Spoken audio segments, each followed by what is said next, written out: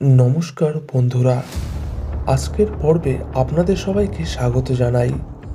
আজকের এপিসোডে যা ঘটল তা এক কথায় হাই ভোল্টেজ ড্রামা।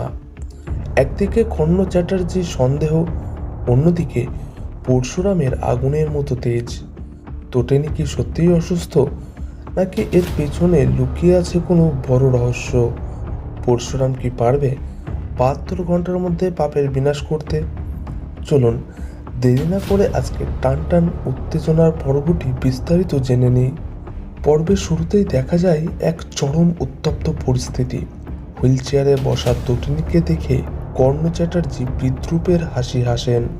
তার দাবি, তটিনী অসুস্থতার নাটক করে হাসপাতালের ভেতর থেকেই অবৈধ জগৎ পরিচালনা করছে এবং স্পেশাল ব্রাঞ্চের ক্রিমিনালদের পালাতে সাহায্য করছে। তটিনী অবশ্য ঠান্ডা মাথায় জবাব দেয় সে এমআরআই করে ফিরছে এবং কর্ণকে মেন্টাল টর্চারের দায়ে পুলিশে দেওয়ার হুমকি দেয়। ঠিক এই সময়ে সিনে এন্ট্রি নেয় পরশুরাম। কর্ণ যখন সব গোপন তথ্য ফাঁস করে দেওয়ার হুমকি দেয়, পরশুরাম তখন পাল্টা জবাব দেয় তার স্বভাবসিদ্ধ ভঙ্গিতে। সে স্পষ্ট জানিয়ে দেয় হাড়ি ভাঙলে একটা বুলেট এসে কর্ণের মাথা চৌচির করে দেবে। পরশুরাম আরও জানায় সে কর্ণের সমস্ত অবৈধ ব্যবসার খবর রাখে।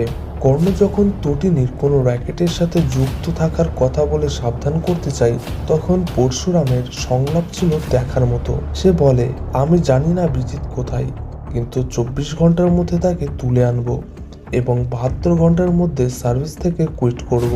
এখানে পরশুরাম নিজেকে বিষ্ণুর ষষ্ঠ অবতারের সাথে তুলনা করে। পুরাণ মতে পরশুরামের হাতে ছিল কুঠার আর আমার হাতের হাতিয়ার প্রহার। সে প্রতিজ্ঞা করে যে এই 3 দিনের মধ্যে ধরাধাম থেকে পাপের বিনাশ ঘটাবে।